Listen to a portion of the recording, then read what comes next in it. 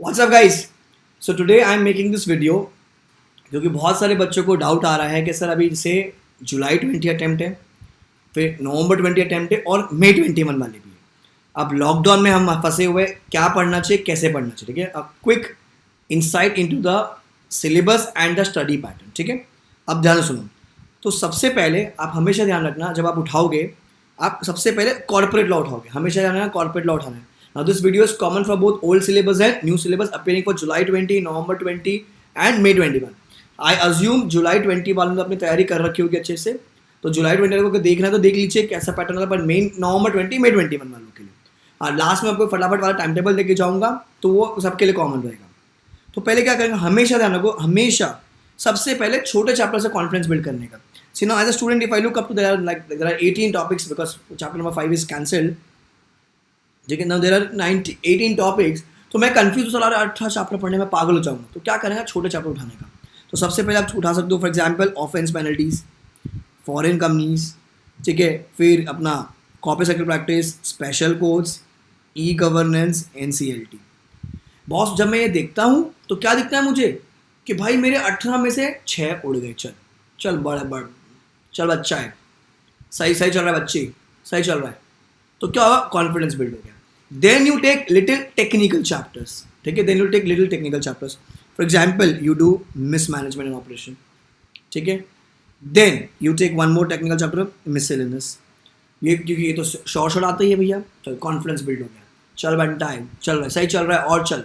तो क्या होगा, 18 में से 8 टॉपिक उड़ गए। अब जो लोग न्यू सिलेबस वाले आपको पता होगा डिविडेंड, अकाउंट्स, ऑडिट, ये तो अपने को पढ़ना ही नहीं होता लॉ में, ये तो अपने को ऑडिट में पढ़ना होता है। तो पढ़ना तो है, या तो आप लॉ में पढ़ लो तो ऑडिट में पढ़ लो, तो 2 बार पढ़ने की जरूरत नहीं है। ओल्ड सिलेबस अपने को तो पढ़ना ही है, आपको तो कॉमन है ये चीज़, बट आपको तो पढ़नी है। सो बस ये 3 टॉपिक एक बार पढ़ लो, या तो लॉ में पढ़ लो तो ऑडिट में पढ़ लो, एक ही बार पढ़नी है। सो मैं कहता हूँ 18 में से मेरे 8 हो गए और 3 ये हो गए, क्योंकि ये तो मैंने ऑडिट में पढ़ लिया होगा। नहीं पढ़ तो यहाँ पढ़ लीजिएगा, ठीक है, फिर ये 3 उड़ाओगे आप। Then you will take out directors, ठीक है। So I am counting this as number 9, number 10, number 11, number 12 हो गया, ठीक है। फिर 13 I will take it on investigation, क्योंकि आता ही है ये। 14 I will take it on compromise arrangement, क्योंकि बहुत टेक्निकल है। Winding up would be my last chapter 15, और 3 टॉपिक मेरे ये थे, तो भैया मेरे 18 चैप्टर्स हो गए। तो बॉस मेरा 70 मार्क यहाँ पर सिक्योर होता है, मैं 70 मार्क यहाँ पर सिक्योर होता है, ठीक है।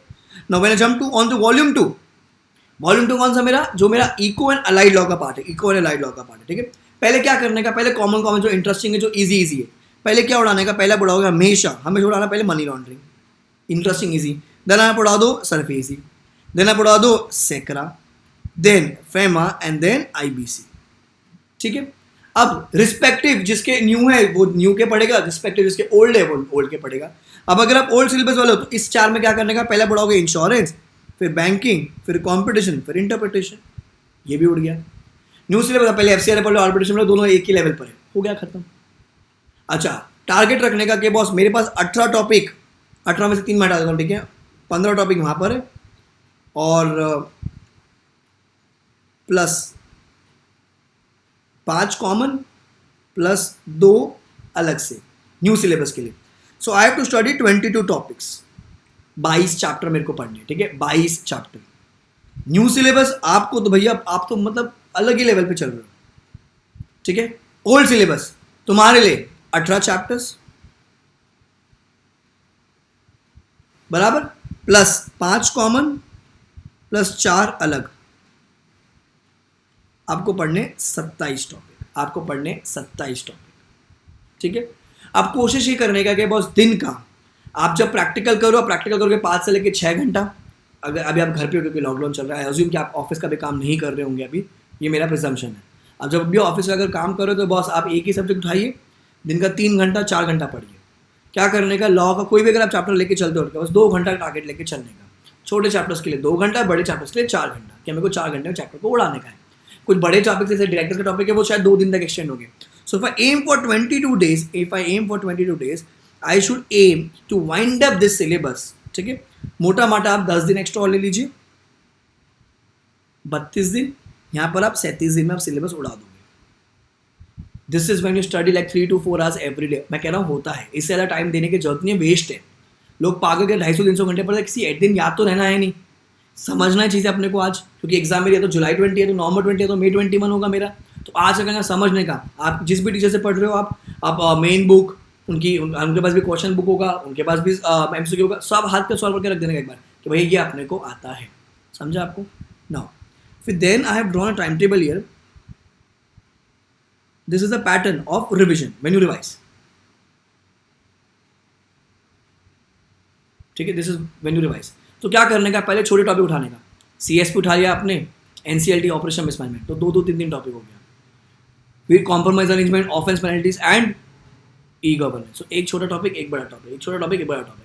फिर directors 2, miscellaneous foreign companies. Directors 3 मतलब manager remuneration, sorry board meeting 2 अपनी बुक से plus SCRA. Director 4 manager remuneration, SARFAESI plus investigation. Director 1 मतलब qualification, formula plus investigation. Day 7 का पढ़ रहे हो IBC एंड FEMA। फिर अब वाइंडिंग अप, ग्रीन से लिखा है FCRA मतलब न्यू सिलेबस, बाकी दोनों टॉपिक ओल्ड सिलेबस के लिए। Special code, new syllabus, old syllabus, respective आप पढ़ोगे। एंड 10वां दिन मैंने रखा है के लिए आपके कॉमन टॉपिक जो लॉ ऑडिट के कॉमन है, डिविडेंड, अकाउंट्स, ऑडिट, एक दिन में आराम से उठना है ना। ये एग्जाम देकर टाइम टेबल, जब आप ऑडिट पढ़ते रहोगे क्या करने का, फट ऑडिट देख के जब आओगे आप छोटे चैप्टर उड़ा देने का, छोटे chapters, e governance, special code, offence penalties, NCLT, confidence booster till 1 PM। Next जिस दिन छुट्टी होती है, आई अज्यूम कि एक छुट्टी है, बहुत ज़्यादा डेट्स में क्या होता है 2 छुट्टी भी आ जाती है कभी, अब एक छुट्टी पे लेके चल रहे हो, तो till 1 PM directors, till 6 PM all the technical chapters, क्योंकि एग्जाम में आते ही वो IBC, operation, compromise, winding up. फिर टिल 10-11 PM बैलेंस टॉपिक जो रह गया, टिल 10 AM लेफ्ट ओवर करने का, लास्ट अटेम्प्ट के RTP, और 2 मॉक पेपर आते हैं, 2 मॉक पेपर करने का। बाई चांस अगर एक और छुट्टी मिल जाती है लॉ में, अगर जब भी मिलती है, तो जो छुट्टी वाले दिन है वो वापस से पूरा रिवाइज करने का, क्योंकि ये सारा इंपॉर्टेंट टॉपिक्स आपका हो गया। जब आप पढ़ रहे हो तो 30-32 दिन रखने का फर्स्ट टाइम। फिर जब सेकंड रिवाइज करोगे तो 15 दिन का हो जाएगा। तीसरा रिविजन 10 दिन का हो जाएगा। फिर 5 दिन का, फिर 1.5 दिन का। आई नो इतना पॉसिबल नहीं है, मुझे पता है, प्रैक्टिकली मैं जो कह रहा हूँ बहुत लोग करते भी, ऐसा नहीं कि नहीं करते, करते भी है। पर जब पढ़ रहे हो 30 दिन, फिर दूसरा क्या करने का 10 दिन का, और लास्ट क्या करने का अपना 1.5 दिन का। ये आपका पैटर्न होना चाहिए। समझा आपको? Right now we are giving lectures for November 20 and May 21। अभी तो सबको सॉफ्ट कॉपी मिल रही है, आई मीन एनक्रिप्टेड बुक मिल रही है। जब लॉकडाउन खुल जाएगा तो हार्ड कॉपी दी जाएगी। अंडरस्टैंड, प्रॉब्लम है, कुरियर नहीं हो सकती है क्योंकि सब कुछ बंद है। पढ़ो, जहाँ से भी आप पढ़ रहे हो, जैसे से भी आप पढ़ रहे हो, अच्छे से पढ़ो। ठीक है, god bless you guys, take care, bye bye, enjoy, be safe, stay home and take care of your parents. Corona बहुत फैल रहा है, सब दिल से दुआ करो, गो करो ना, करो ना गो। ठीक है, bye guys, take care, enjoy.